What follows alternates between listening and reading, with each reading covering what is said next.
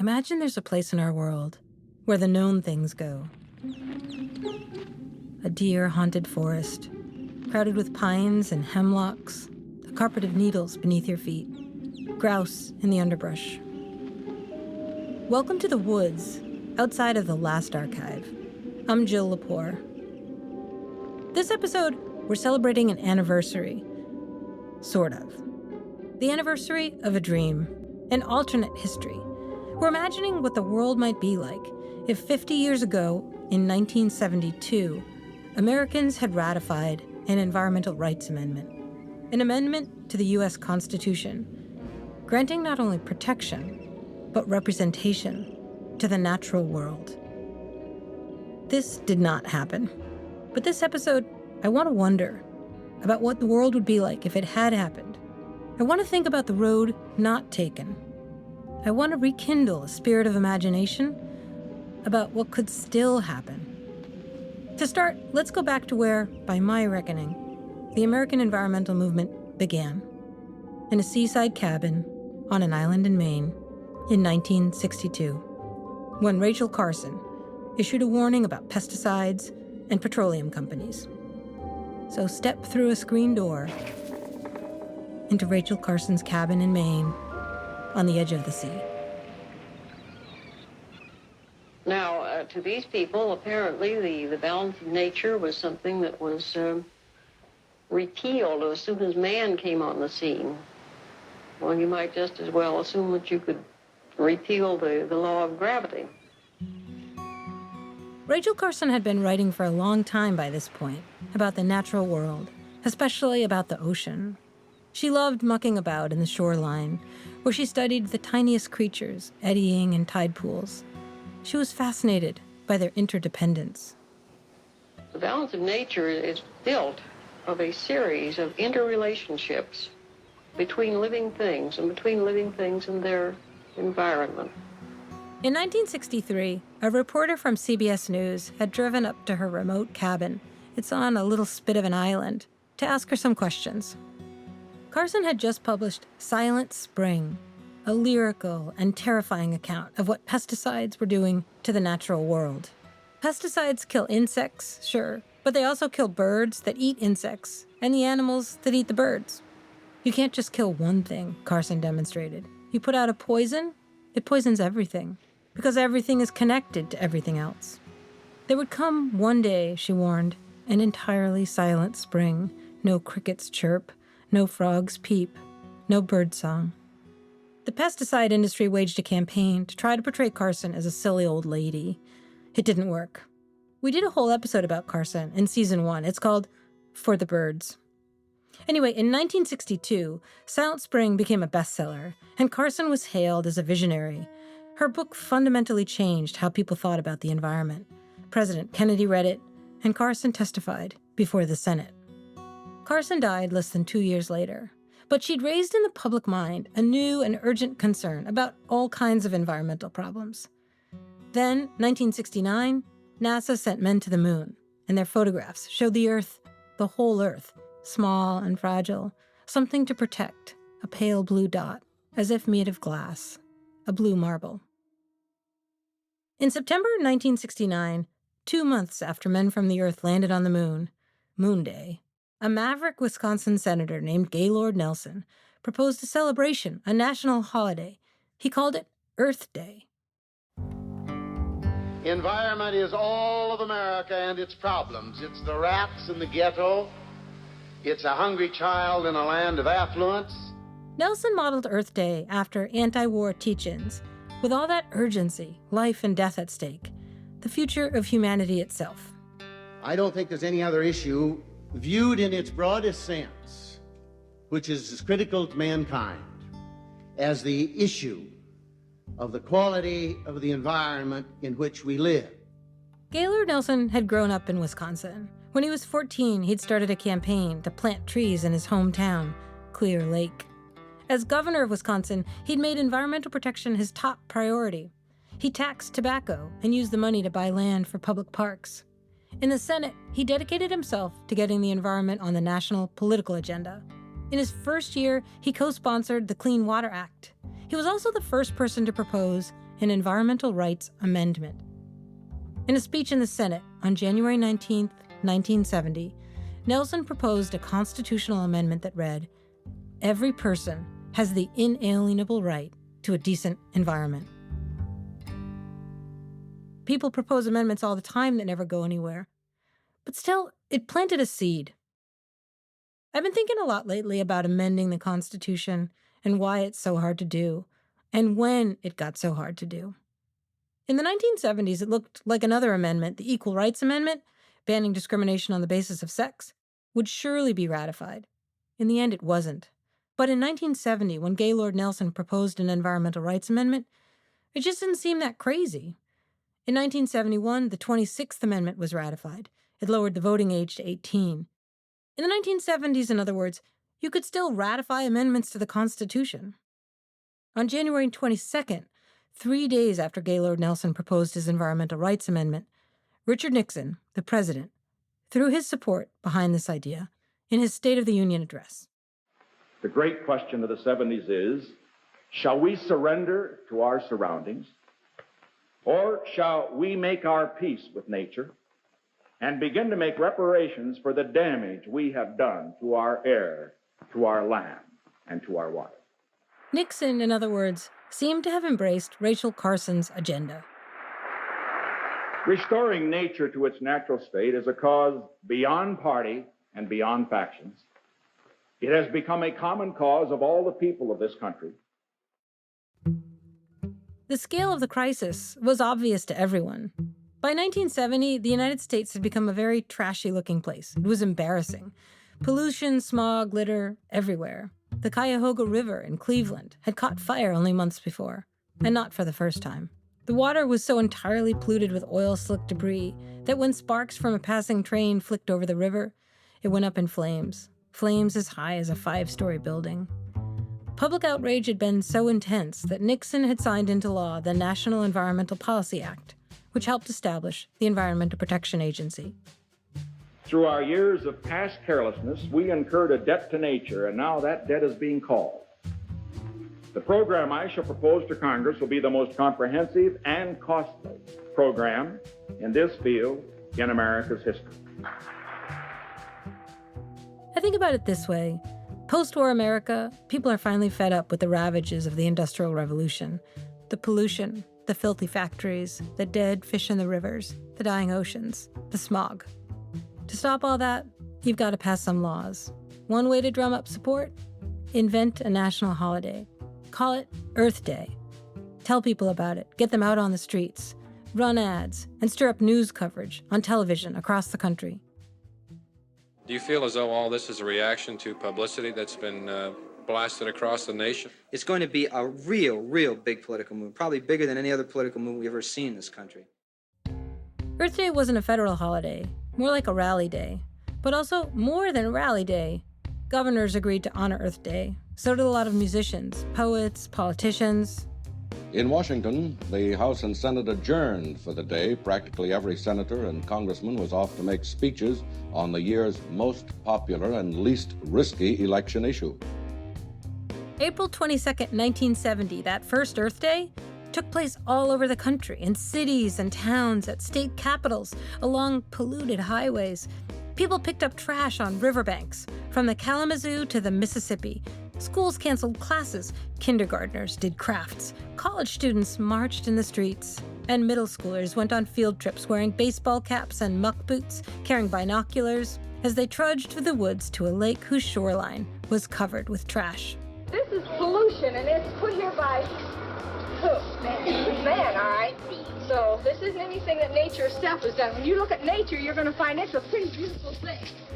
28 boys and girls from Council Bluffs, Iowa were out early this Earth Day morning. They're members of Mrs. Willard Hopper's 6th grade science class. Bright, full of answers, another triumph of hope over experience. And pretty much everywhere that first Earth Day, people sang.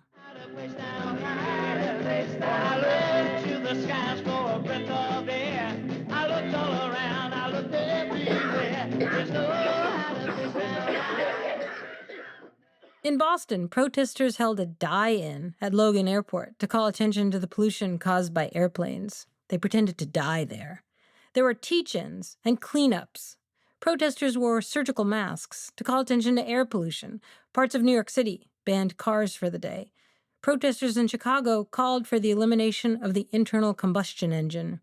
And in Washington, civil rights leader James Farmer tied the fledgling environmental movement to racial justice. The garbage, the trash, the carbon monoxide, the junk. Who suffers most from it if it is not the poor? And so the poor, especially the ghettoized poor, the black and the brown and the red, stand to benefit first from any successes in cleaning up the environment. In Albuquerque, in the Bareilles neighborhood, the leaders of a Chicano rally made the same argument. We're going to make people understand that the kind of things that come from air pollution and water pollution are the same kinds of things that cause racism, that cause poverty, that cause hunger in this country. So we're all going to be marching today, okay? Unidos, marchemos, y unidos venceremos. ¡Viva la raza! ¡Viva! In Philadelphia, at the Salem Zion United Church of Christ, middle-aged congregants in Sunday suits and bonnets joined their young pastor in a special Earth Day prayer. We have helped to foul up your air, pollute your streams, and clutter your earth with trash and gadgets. Now our hearts are heavy with sorrow for what we have done, but not before our sinuses and lungs warned us of great danger. Okay, nice idea, but I confess the prayer doesn't entirely work for me. Still, it's a measure of the intensity of all of this. And out of all of those meetings and marches and cleanups and conversation after conversation, came a demand for something more. Power to the earth! Power to the earth! Power to the earth! Power to the earth. But what would that mean? Earth Day was the biggest protest in human history. Listening to the tape, you can feel this oceanic swell, this common knowledge that the earth is in trouble. The sense that people will make sacrifices to save it. It sounds as though things might actually change. But listening now, you know as well as I do that things didn't change nearly as much as they needed to. I don't want to tell that story again, though. I want instead to imagine. What if that moment really had changed everything? How could it have? The answer, after this break.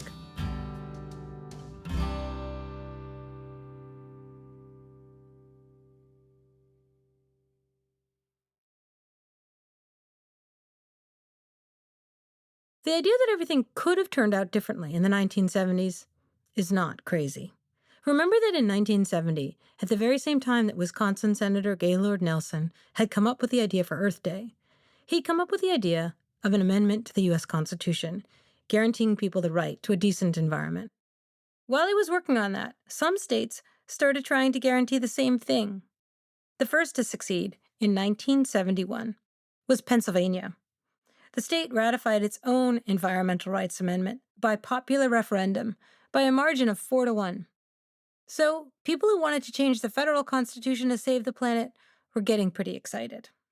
Power to the earth! Power to the earth! Power to the earth! It all seemed so promising that environmental advocacy groups pressed the case. They came up with another way, a fascinating way, to think about how to grant power to the earth. That idea sprouted up in California. The Walt Disney Company was about to build a ski resort in Mineral King Valley. The Sierra Club sued to stop the plan, but the court said it lacked standing. The Sierra Club challenged the permit, permitting this to go on. And the case went up to the Ninth Circuit, and the Forest Service said, look, you, the Sierra Club, don't have standing. Maybe this is a wrong to issue the permit, but you're not injured. You as a club are not injured. That's USC law professor Christopher Stone from an old interview. At the time, he followed the case very closely. When I saw that case, I thought, this is in a way sort of silly.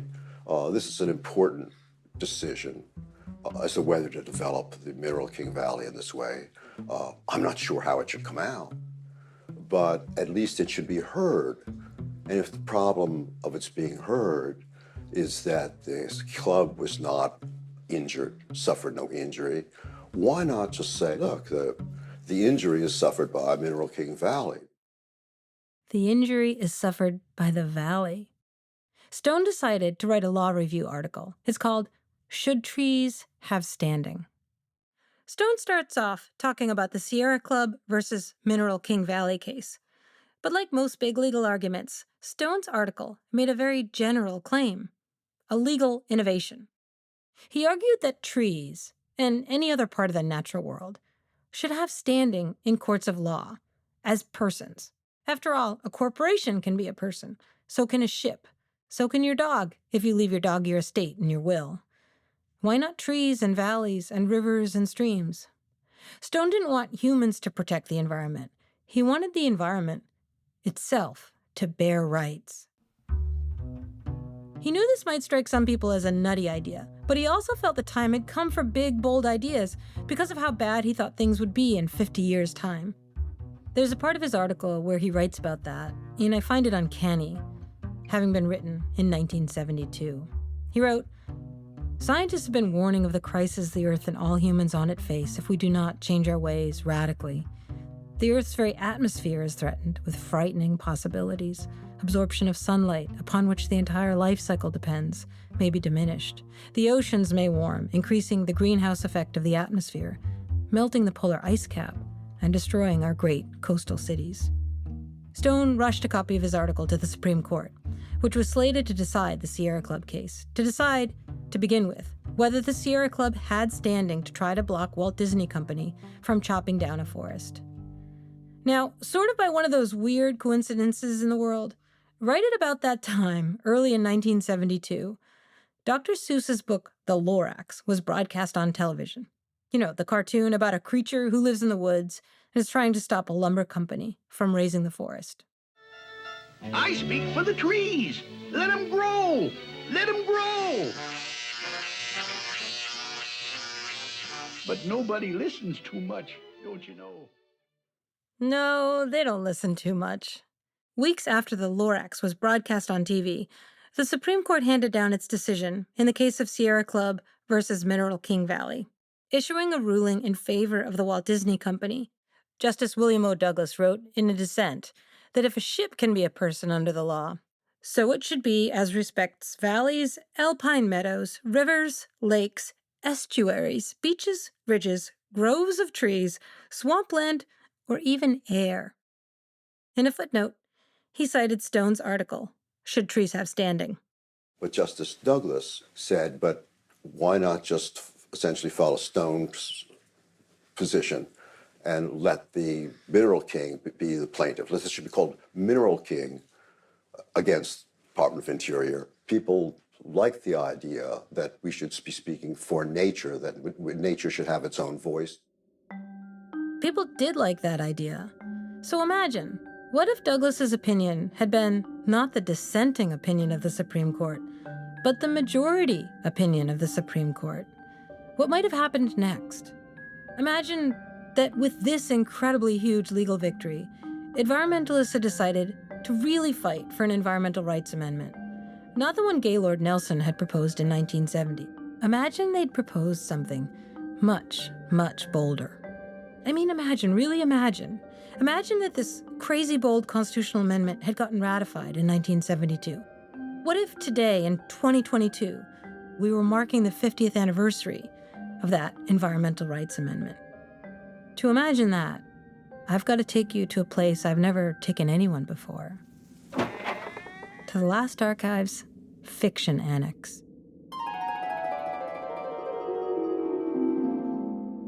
Imagine that in 1971, Christopher Stone and his students at USC Law School had drafted a new constitutional amendment, found a way for the law to listen to the trees. Article 1. All legislative powers shall be vested in a Congress of the United States, which shall consist of a Senate, a House of Representatives, and a Chamber of Nature. The Chamber of Nature, better known as the tree branch. Imagine this thing was ratified by a majority of states And to help spread the news, Schoolhouse Rock made a song about it so the kids would know. Article 2. Treehouse Rock. The Chamber of Nature shall be composed of members chosen every fourth year by the people of the several states. Representation in the chamber shall be apportioned among the several states according to the number of trees in the state relative to the number of trees in the state present at the time the state entered the union. Catchy, right? But the idea that apportionment in Congress should be done by counting people, that had been a new idea in 1787 when the Constitution was written. There'd been other ideas at the time. They could have calculated representation by square miles or by taxable income. Why not trees? Imagine the people making this argument were very smart. They argued it very well. They brought out the best evidence. Rallies were held today in all the country's national parks. Activists citing recent reports by the U.S. Forestry Department explain the ability of trees to counter and even reverse the malign effects of pollution. This amendment would have meant that not only did nature have standing in courts, the way the Sierra case would have ruled, but that nature, at least by proxy, had a voice in government. That if a state was going to lose vegetation, it would lose votes in Washington. The annual counting of the trees has begun. This new forest census is to take place every July. It follows this spring's frenzy of planting. Some 8 million trees were planted in April alone. The public awaits the results of this first census with bated breath, as states vie for representation in the new so-called tree branch. A Chamber of Nature would have made protecting the environment not something subject to the competing interests of different people, but instead subject to the interests of nature itself. Interesting, right? Now, how in our imaginary world could such a thing come about? That's the easy part to imagine. First, Nixon, the environmental president, gets behind it. I can almost hear him offering his endorsement. By our decision, we will demonstrate the kind of people we are and the kind of country we will become. That's why I've charted the course I have laid out tonight. Admittedly, the debate in Congress would have been crazy. The timber trade, against it. Builders, developers, the construction industry, no way. But in favor, a lot of ordinary people and business interests that wanted to stay on the right side of the rising environmental movement. The whole of D.C. would have been one giant environmental rally and counter-rally for weeks.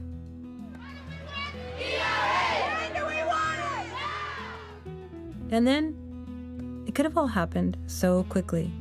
27, the Environmental Rights Amendment, might have passed Congress and gone to the states. And imagine this. Imagine that the last state needed ratified the amendment in 1972. And imagine that the federal government had become answerable to nature a half-century ago. This week, mining companies are lobbying the Chamber of Nature, seeking exemption from bans on fracking.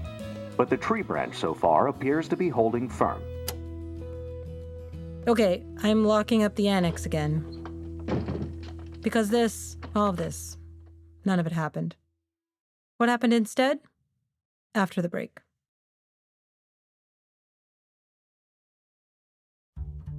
There is no Environmental Rights Amendment to the U.S. Constitution. We are not today, in 2022, celebrating the 50th anniversary of its ratification. It was never ratified. It was never even written. A lot of other things, though, did happen in the early 1970s, with Richard Nixon's full support. The EPA, the Clean Water Act, the Clean Air Act. Still, the environmental movement never really trusted Nixon. Instead, it spurned him, as Dan Rather reported. Several weeks ago, the White House invited the national organizers of Earth Day to drop by for a chat. They refused. On that first Earth Day in 1970, Nixon and his wife, Pat, planted a tree in the White House lawn. And that's it. Pretty soon, Nixon was embroiled in the Watergate scandal. The leaders of the environmental movement, white, middle-class college students and young people, were pretty squarely anti-Nixon for all kinds of reasons, and they didn't ever really seek his support. So it's hard to know how much he might have given. In the end, the establishment, business leaders, the silent majority, opposed the environmental movement. If you looked at TV footage on Earth Day or listened to it, it looked and sounded pretty much like Woodstock. And as for what civil rights activists thought about it all, Myrlie Evers put it this way. I was asked by someone, why is it that you think there are not too many black people participating in Earth Week, in Earth Day? They're interested about the health of themselves and their children when they're living in rat-infested homes, about the garbage that's piled up. CBS News spoke to civil rights leader Herman Rice. He said basically, we have bigger problems. See, we still have hungry children to feed, and we still have houses to try to build, and I think we're taking the emphasis off the beat-up buildings and the polluted streams that they're talking about we've never seen anyway. The trout, I don't know if they're dying. We've never seen that. I know the rats are bigger here.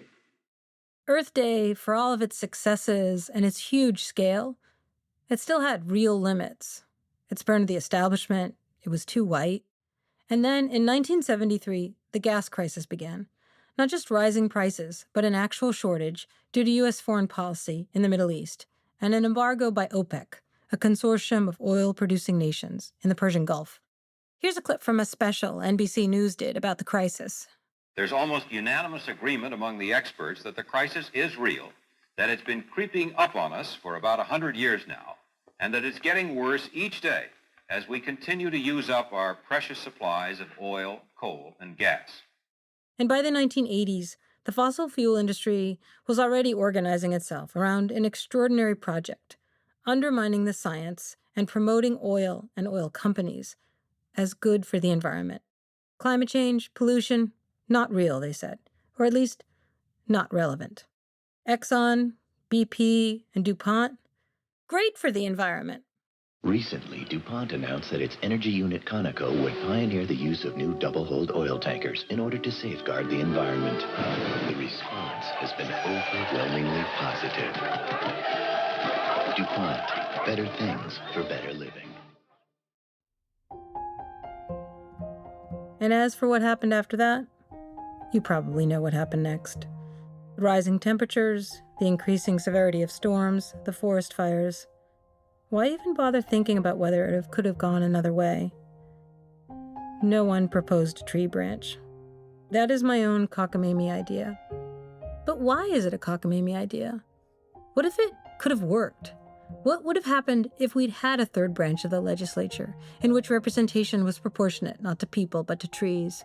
States would have had a huge incentive not to cut down forests, or at least not to cut them down without planting new ones. Urban forestry would have grown. Cities would have planted more trees. Suburbs would have provided incentives to homeowners to plant groves instead of lawns. More carbon would have been sequestered. Okay, and obviously that is oversimplifying. A lot of other messy stuff would have happened too. But I've been thinking this last archive season of Solutions about the U.S. Constitution and its brittleness. Given the polarization of American politics since the 1970s, it is now effectively impossible to amend the Constitution. But what if it weren't? Could what I've imagined really have happened in the 1970s? I decided to ask world-renowned environmental activist Bill McKibben. We talked about that first Earth Day, in which 1 in 10 Americans took part, the watershed of the environmental movement. Probably the biggest protest in the history of the country. And it wins most of the things that it's asking for right away, the Clean Air Act, the Clean Water Act, the Endangered Species Act, and the air starts to get cleaner quickly. And all of a sudden you can swim in lakes and streams that were catching on fire, a few years before. And again, it's Nixon's White House. Nixon is signing all these bills, and he says the 70s are going to be the environmental decade in his State of the Union. This was proof, by the way, of the power of that movement, because Nixon literally had not an environmental bone in his body. We know from listening to the tapes now that he thought they were all smelly hippies, but he had no choice. I mean, for 4 or 5 years, if you put the word environment in the title of a bill, it passed. And these were huge, big things. There's still the only legislation that ever really passed about this stuff, and the stuff that we still rely on when we try to fight pipelines and stuff, all passed in 1973 and was signed by Richard Nixon. And that was true until a few months after I talked to McKibben. Biden signed the first major climate legislation. It did a lot. It did nowhere near enough. McKibben says in the 1970s, Earth Day was, in a way, a victim of its own success. It won the easy things. And then, it wasn't able to win the hard ones. Environmentalism stopped being, very early on, a mass movement because it was so successful.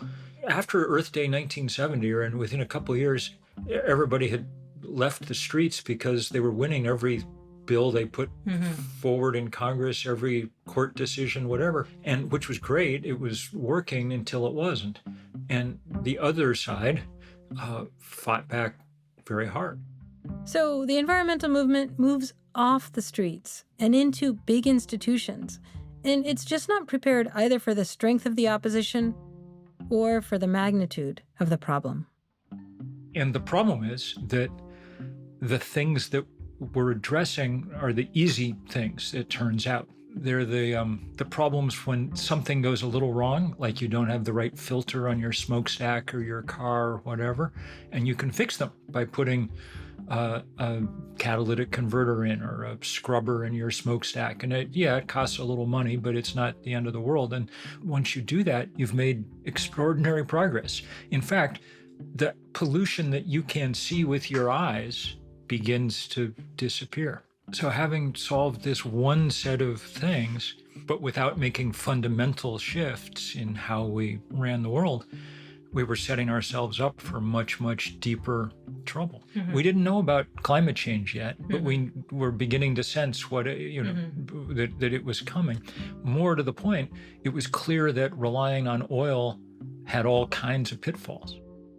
McKibben had a different counterfactual from my whole tree branch thing. Another near miss. Maybe nearly as consequential as my counterfactual.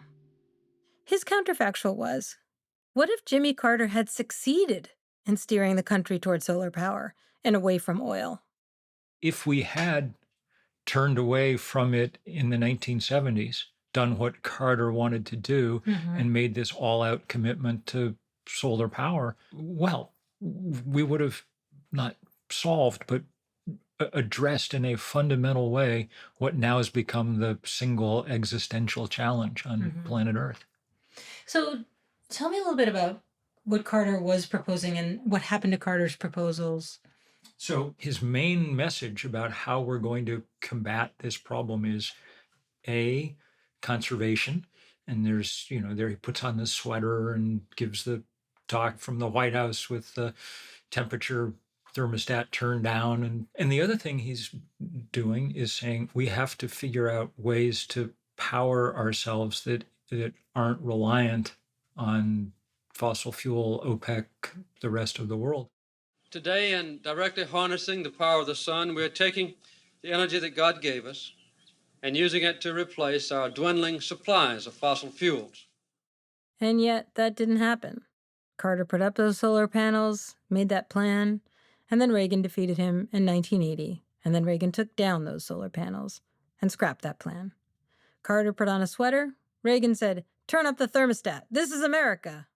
So this is one of these rare, counterfactual history things where it's pretty easy to play out what would happen if you'd actually done it, If we'd done that, if we'd made a serious governmental commitment to doing this, there was no physical or technological obstacle that would have kept us from developing cheap solar energy in the 1980s and 1990s instead of in the 2010s, which is when we finally did. It would have been the greatest of gifts to the whole world to have done this 30 years earlier. Well, we would have been well on the way to knowing what to do and how to deal with it. But of course, we didn't do that. And just as I really can't say what establishing a chamber of nature would have meant, McKibben can't be sure how far solar might have gone if Carter had won re-election in 1980 and stayed the course on solar power. It's still good to dream, though. I told McKibben about our counterfactual, the Lorax, the tree branch, the whole 9 yards. I wanted to see what he thought about it. It's not a completely fanciful counterfactual, the idea that things might have broken very differently in the 1970s. And it may have been the last chance for things to really break differently. Admittedly, the Chamber of Nature is wacky, calculating political representation by counting trees. But as McKibben pointed out, so is measuring the health of a country with its GDP, its gross domestic product. I mean, governments count stuff. They're going to count something. And if they were counting number of trees or number of eagles or whatever it is, it would have led to a whole different set of outcomes probably. But the reason is because it would have shifted our sense of what was important. Would it have worked, the tree branch? Political power based on trees? I spec'd it out once, using Forest Service reports to calculate which states would have benefited at the start, and how different states could have benefited from the incentive to plant more trees, save more forests. What I came up with is that I think it might have thwarted polarization, because it's not the usual red state, blue state divide. This season of The Last Archive is about fixes. Fixing the Constitution is not really one of them. What's the problem we're trying to fix here? It's not a scarcity of information, a lack of knowledge, the absence of proof. The evidence for climate change has been everywhere for decades now. Every year, the evidence has grown stronger. And slowly, so did the environmental movement. There is no planet B. We have a right to have a livable future. So let the youth be heard. Let the youth be heard. Let the youth be heard. The climate change denialists are by now dead and dying. What should have been common knowledge in 1972 is, a half-century later, undeniable. Dear representatives of the media, I've seen many scientific reports in my time, but nothing like this. In 2022, a member of the IPCC, the United Nations Intergovernmental Panel on Climate Change, reported that any further delay in concerted global action will miss a brief and rapidly closing window to secure a livable future. Antonio Guterres, head of the IPCC, underscored the point. Today's IPCC report is an atlas of human suffering and a damning indictment of failed climate leadership. With fact upon fact, this report reveals how people and the planet are getting clobbered by climate change. This abdication of leadership is criminal. I wanted season 3 to be upbeat, cheerful, good ideas, solutions. This abdication of leadership is criminal.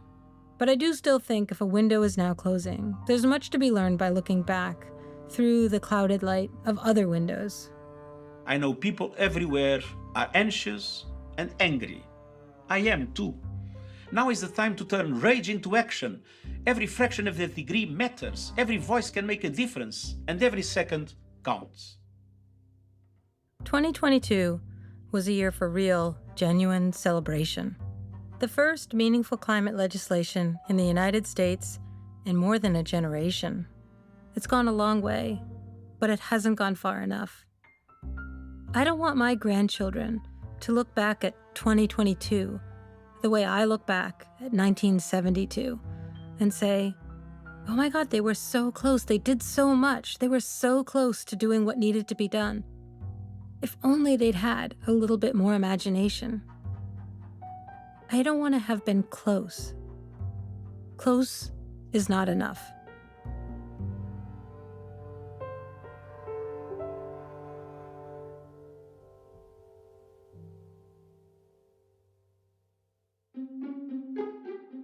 The Last Archive is written and hosted by me, Jill Lepore. It's produced by Sophie Crane, Ben Nadafafri, and Lucy Sullivan. Our editors are Julia Barton and Sophie Crane, and our executive producer is Mia Lobel. Jake Gorski is our engineer. Fact-checking by Amy Gaines. Original music by Matthias Bossi and John Evans of Stellwagen Symphonet. Our research assistant is Mia Hazra. Our foolproof player is Robert Ricotta. Many of our sound effects are from Harry Jeanette Jr. and the Star Jeanette Foundation. The Last Archive is a production of Pushkin Industries. If you love this show, consider subscribing to Pushkin Plus, offering bonus content like The Last Archivist, a limited series just for subscribers, and ad-free listening across our network for $4.99 a month. Look for the Pushkin Plus channel on Apple Podcasts or at pushkin.fm. If you like the show, please remember to rate, share, and review. To find more Pushkin podcasts, listen on the iHeartRadio app, Apple Podcasts, or wherever you get your podcasts. I'm Jill Lepore.